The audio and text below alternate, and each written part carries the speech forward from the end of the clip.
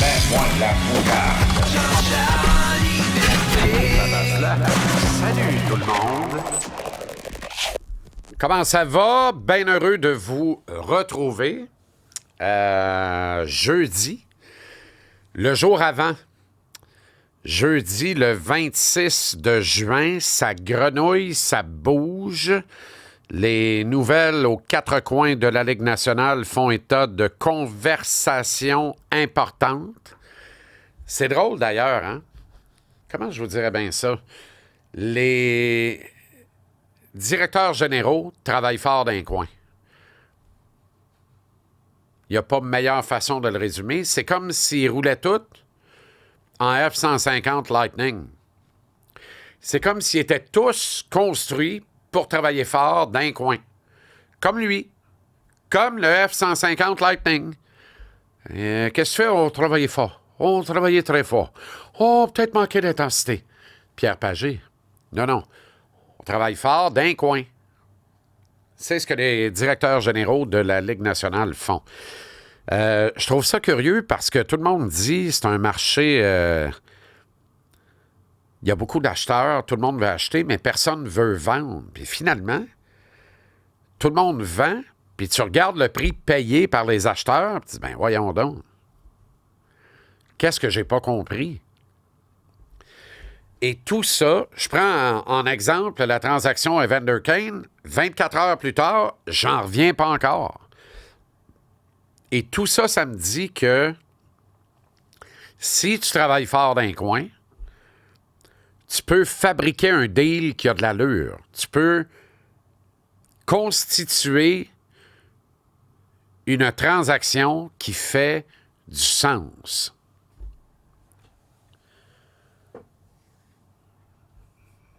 J'affirme, et non pas je pense, j'affirme, si mes informations sont de bonne source et de bonne foi, et je n'ai aucune raison de douter de la qualité de mes informations,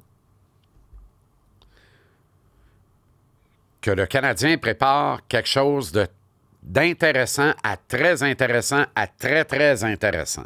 Là, je modère mes transports, mais ça fait un petit moment que je vous dis, le Canadien peut voler le show, doit voler le show et va voler le show, là. Là, je pense qu'on se limite à la troisième affirmation. Le Canadien va voler le show. Ça sent ça, là, mais à plein nez. C'est fou raide.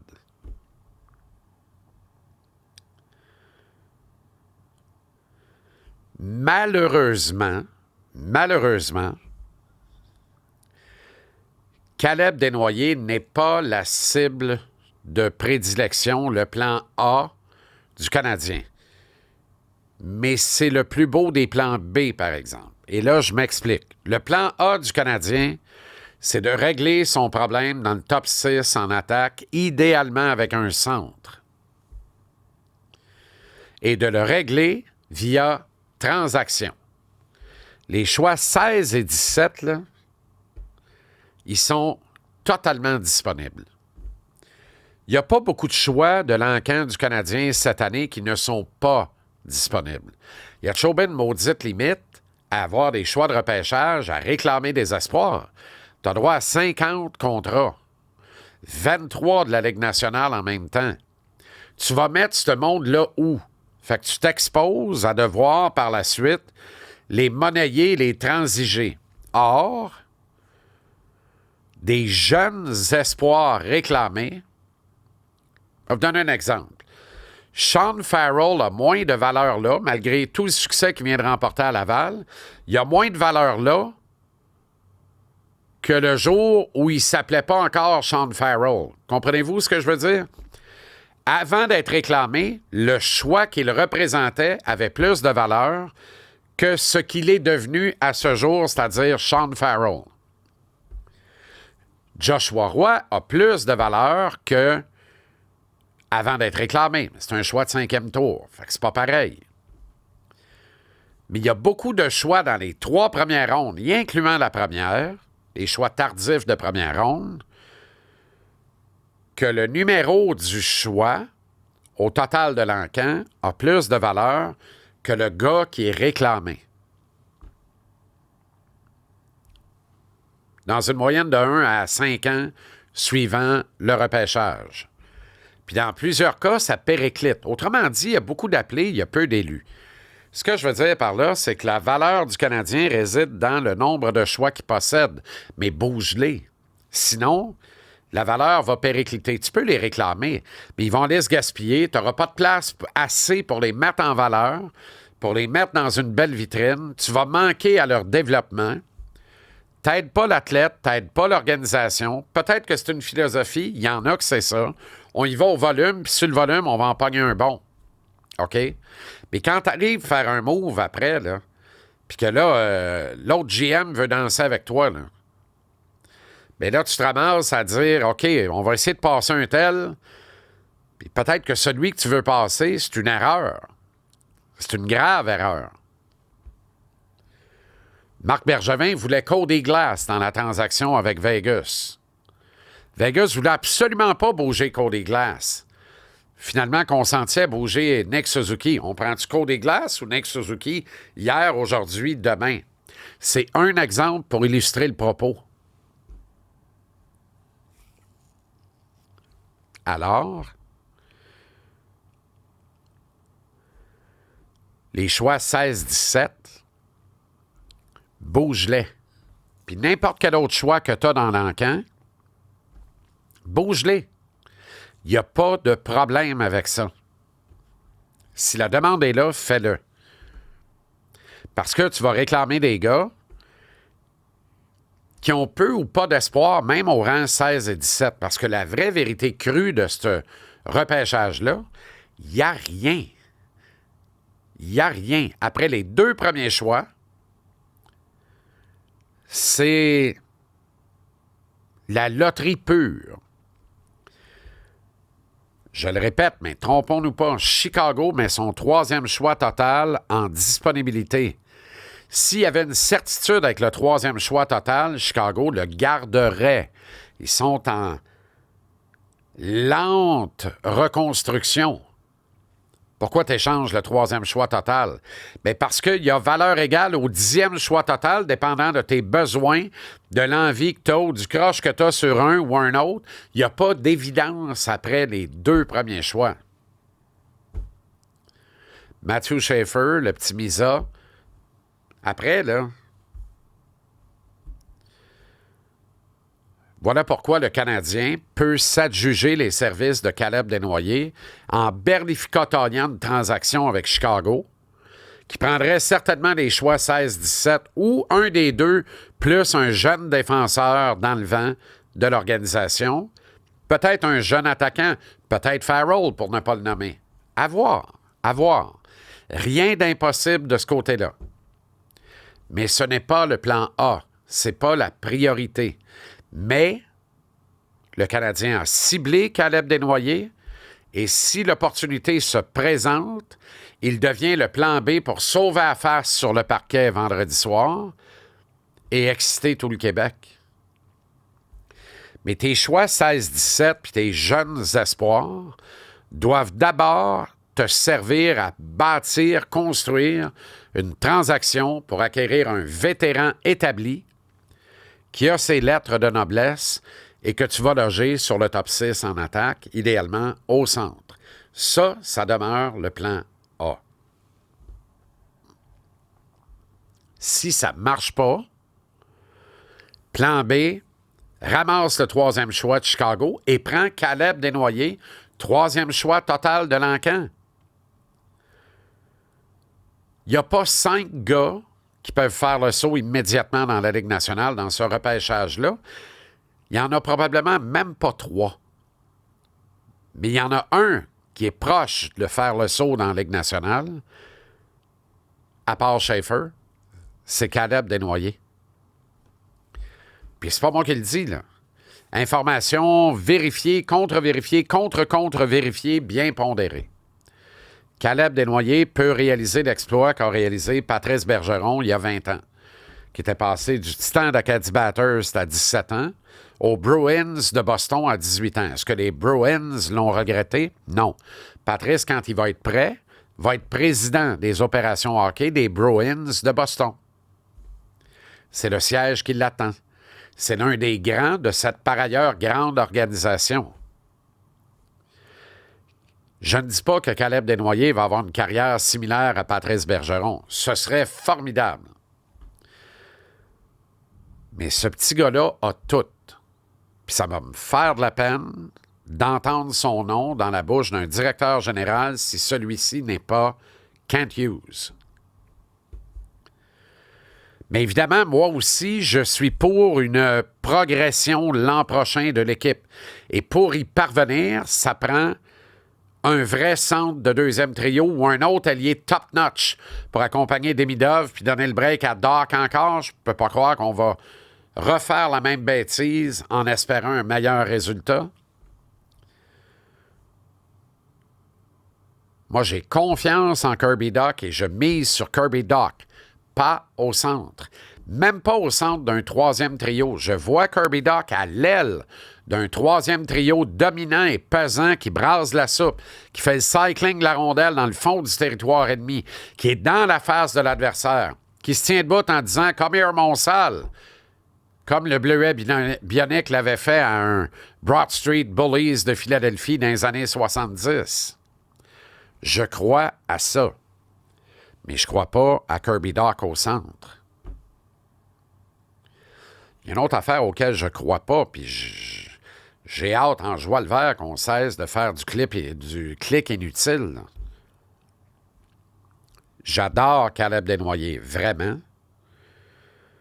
Mais je m'explique très mal comment on peut encore amener Cole Caulfield dans la conversation. Le Canadien, ce n'est pas la panacée en attaque. La profondeur de l'équipe actuellement, incluant les noisettes, les réserves, le pipeline, elle n'est pas des plus ronflantes et reluisantes.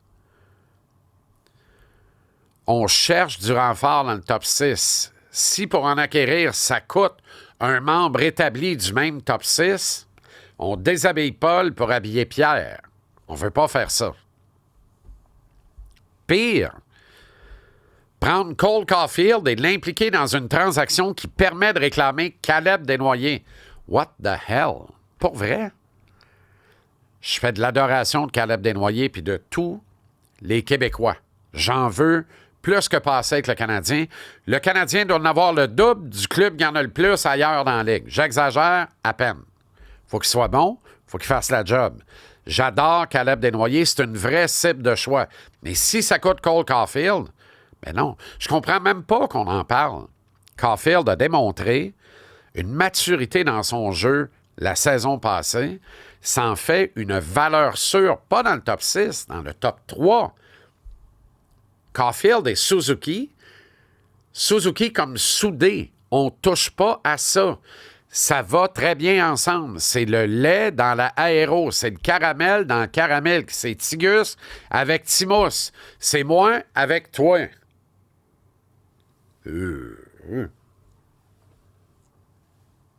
Sur ce pas de danse, on arrête de parler de ça. On a Caulfield, on le garde, on l'a mis sous contrat à long terme. Il répond présent. Un jour, ça se peut qu'il en marque 40, mais c'est plus grave. Il y a 2 ans, là, s'il ne finissait pas par en marquer 40, c'était pas un échec, mais pas loin. De par comment il se comporte maintenant, comment il démontre sa capacité à préparer des jeux, à mettre la table, comment il démontre un comportement exemplaire, dans l'ensemble de l'œuvre, les 40 buts ne sont plus névralgiques. Ils ne sont plus l'outil de mesure de la réussite ou l'échec dans le cas de Cole Caulfield.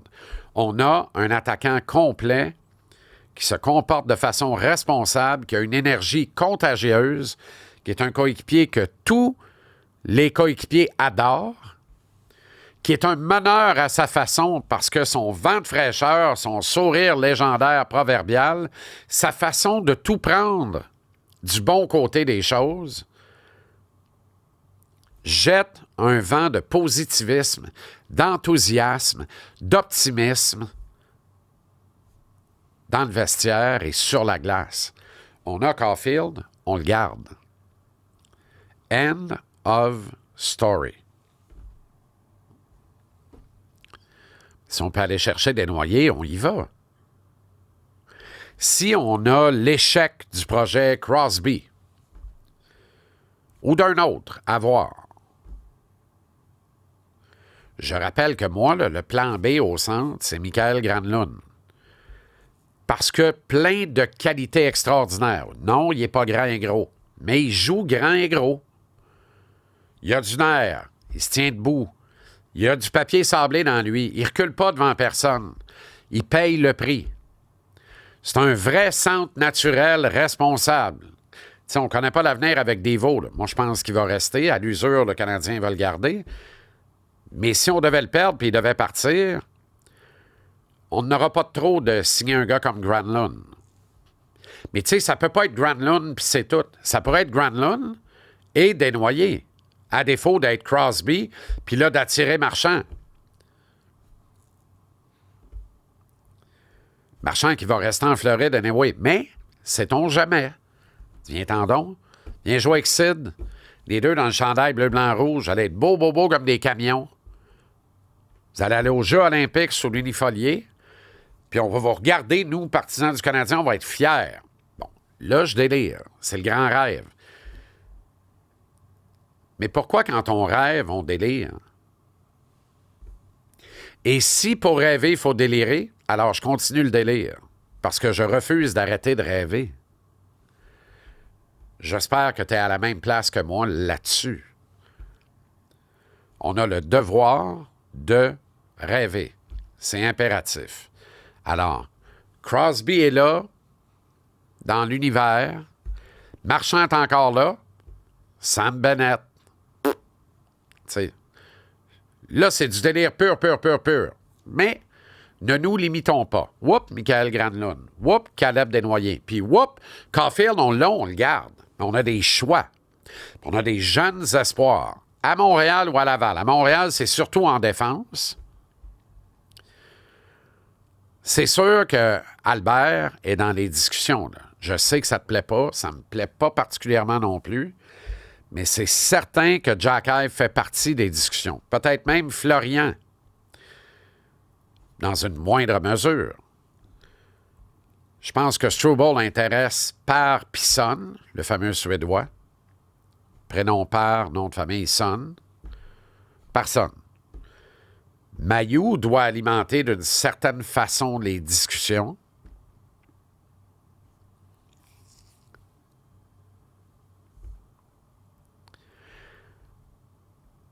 Mais le Canadien doit répondre de l'énigme Reinbacher, 5e choix total de l'organisation, en laissant un gars comme Matvei Michkov sur la table. Fallait que le CH réponde à un besoin criant. OK, côté droit de la défense, OK, parfait. Est-ce que c'était vraiment la cible? 3 recruteurs. Un l'a fait publiquement, d'ailleurs. Jean-Philippe Glaude des Prédateurs de Nashville me l'avait dit en entrevue. Dans une année normale, parce que cette année-là, il n'y avait pas de défenseurs dans le repêchage, dans une année normale, Reinbacher n'est certainement pas le premier défenseur réclamé et n'est certainement pas un choix qui craque le top 15. T'es même pas sûr qu'il craquait le top 20. Puis dans une bonne année, il glisse en 2e ronde, facile, devenu le 5e choix total. Parfait, répond à un besoin, flanc droit de la défense. Probablement le meilleur espoir de tous les défenseurs de cet encamp-là. Là, ça reste à être mesuré, validé et prouvé. Le Canadien qui sait ce qu'il fait devait, à plus forte raison, savoir ce qu'il faisait ce jour-là. Sur ces principes-là, est-ce qu'on pourrait consentir à échanger Mailloux? Peut-être. Peut-être. Je pense que Mailloux a une valeur. Jack Eye en a une. Je pense que Struble a une valeur parce que c'est un asset de la Ligue nationale, mais c'est un gars de profondeur. Là. Tu mets Struble sur le bloc, là, tu vas gosser un deal au pic-papel, mais ça vaut ce que ça vaut.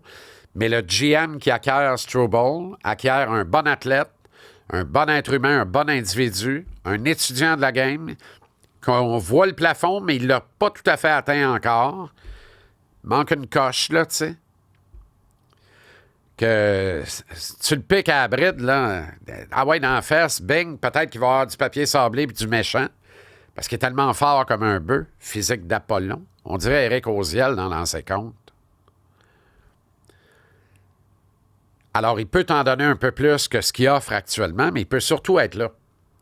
Ramasser un contrat, pas te coûter trop cher, embarquer, débarquer du line-up sans faire la baboune, puis il peut t'en jouer 82, puis il va te donner de l'efficacité sur une troisième paire de défense. C'est ce qu'on appelle un asset de la Ligue nationale. Mais ça vaut quoi dans une transaction? Tu ne construis pas Paris avec ça, tu ne règles pas ton trouble au centre du deuxième trio avec ça. Peut-être que ça, en throw-in, en inclusion, puis by the way, j'ajoute ma Toyota Tercel, elle est comme une neuve. Ben oui, mais une Tercel, ça vieillit jamais. Ça rouille, mais ça vieillit pas.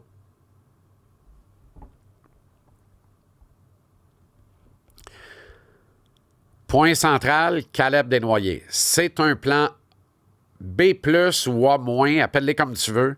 Faut régler le trouble au centre, sinon on danse avec Chicago et on ramasse Caleb Desnoyers. Puis si ça coûte Jacky, mais que tu repêches Desnoyers, je vais être le premier à dire ça a fait mal, mais ça va faire du bien.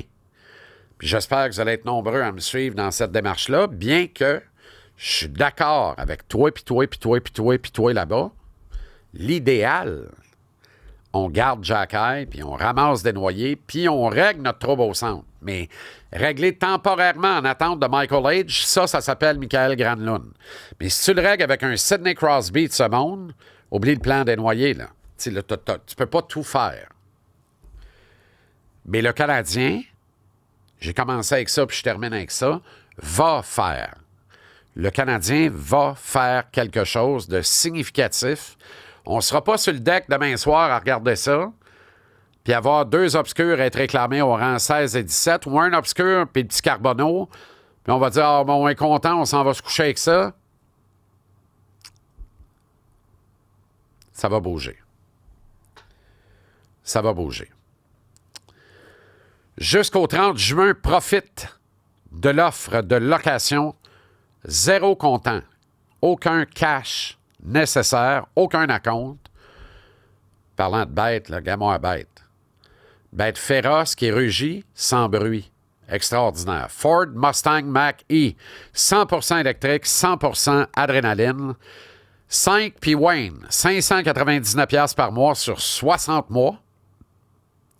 Valeur de 53 561 $, incluant l'incitatif provincial de 4 000 $. Visite l'un des 84 détaillants Ford du Québec. Ils sont tous hallucinants, là. Je les ai presque tous rencontrés. Calvaire, c'est du bon monde. Ou va au Ford.ca/JC en liberté. Ford.ca/JC en liberté pour consulter toutes les offres. Merci à la belle gang de Trévis. Merci à Location Turbo, Pierre Chane, puis l'équipe Tabaslac. J'ai le goût de me magasiner des eaux grises pour aller vous les montrer et évider avec vous autres en riant. Merci à Flore Déco. Merci à Vioford. Merci à coupable.ca. Merci à tous ceux qui sont abonnés et assidus de la quotidienne Jean-Charles en liberté. Sur YouTube et Spotify. Continuez de taper, liker, partager Jean-Charles en liberté. Mettez l'alarme, vous ne ratez aucun contenu. On met de quoi de nouveau en ligne, c'est gratuit, vous recevez l'alarme. Vous l'écoutez après ça quand vous voulez. C'est la beauté du podcasting.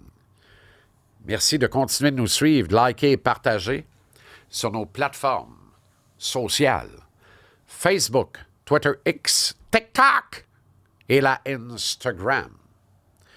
Merci à tous les abonnés du Vestiaire sur leschums.com, qu'ils soient joueurs réguliers, adjoints au capitaine ou encore capitaine. Ça nous va dans le cœur. Vous êtes bien blood. C'est bien agréable. Merci à toi. Merci à toi là-bas, toi. Merci à toi aussi. Merci à toi. Merci à toi, merci à toi. Merci à toi, Philippe. On refait ça demain. Dernière de la semaine, déjà demain, jour de repêchage. Les planètes sont en activité. Vénus est dans la Vierge, disait une vulgaire cochonne, dont je tairai le nom, parce que c'est une vulgaire cochonne.